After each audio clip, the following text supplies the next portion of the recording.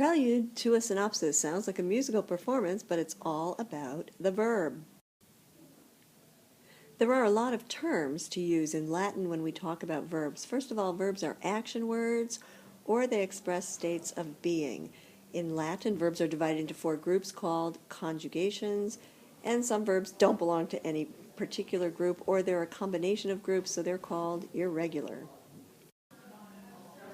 But first we need to know the dictionary entry of every verb in Latin usually has 4 principal parts, and they are first person singular, present, active, indicative. Don't worry about all these terms right now, we'll come back to them. First person singular is I verb, I am verbing, I do verb. There are no helping verbs in Latin, but we often need them in English. The second principal part, the present active infinitive, to verb. The third principal part, first person singular, past tense. I verbed, I have verbed, or I did verb. Again, no helping verbs in Latin, but we need them in English. And the fourth principal part, in some books is called the supine. In other books, it's the perfect passive participle, translated having been verbed. Here are the most common terms we use when we talk about any individual verb in Latin. We always want to know what person it is. Is it first, second, or third person? We also want to know if it's singular or plural, and we call that the number of the verb. Verbs also have tense, which tells what time the verb is, and there are 6 of these: present, imperfect, future, perfect, pluperfect, and future perfect. These are the abbreviations that I prefer to use. Verbs also have voice. Does the subject do something? Is the verb active? Or does the subject suffer something? Is the verb passive? And the last verb term is mood, and this may be a new one for many of you. Does the verb tell a fact? Does it give an order? Does it express some kind of uncertainty? Or does it simply give the idea of the verb?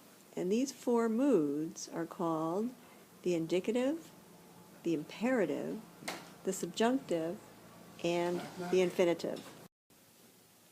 I'll go through these next slides very quickly because I hope it really is review for everybody. First conjugation verbs are known by their letter A, which shows up in the infinitive and in the third and fourth principal parts. Second conjugation verbs are recognizable by their long E sound, which shows up right there in the infinitive in particular. Many verbs follow the pattern of moneo, monere, monui, monitum, but some, like video, do not. Video, videre, vidi, visum. There are many patterns in the third conjugation. Mitto, mittera, misi, missum is one. Also in the third conjugation is a subgroup of verbs called 3-IO verbs, whose first person singular ends in the letters IO. Capio, capere, capi, captum is a great example.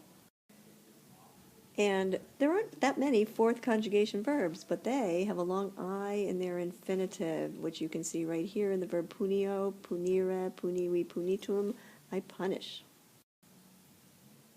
A term which I alluded to earlier but did not define is the term conjugate. When you conjugate a verb, you put it through all of its forms.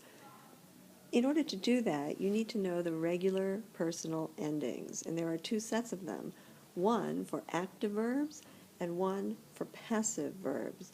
The regular personal endings active in the first person singular are O or M, first person plural, mus, second person singular S, plural tis, third person singular T, plural NT.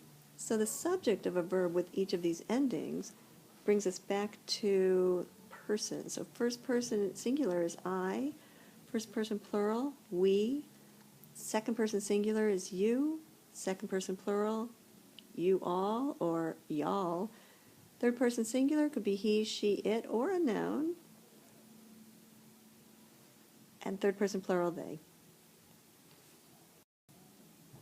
Same personal pronouns in the passive, but this time the endings are, singular, more, plural, first person, second person ris, plural mini, third person tour, third person plural, and tour.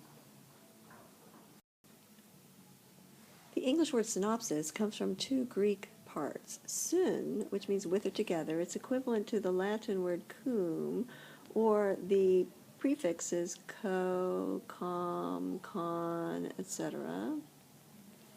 And opsis, which is a noun form that means a looking at. A synopsis is a chart that enables us to look at many forms of a Latin verb at once. Here is a little tiny section of a synopsis. What you see here are forms of a verb in the indicative. First three tenses, the present, the imperfect, and the future. We're only looking at a first person singular verb form, so we can see in the active the ending O, the ending M, and the ending O again, and in the passive we can see the ending R, R, R. Before those regular personal endings, there can be other syllables, vowels, or consonants that help to tell the time or the tense of the verb. Some of you may remember a little song to review the present tense, which can be tricky, especially in the third conjugation where the vowels change around a little bit.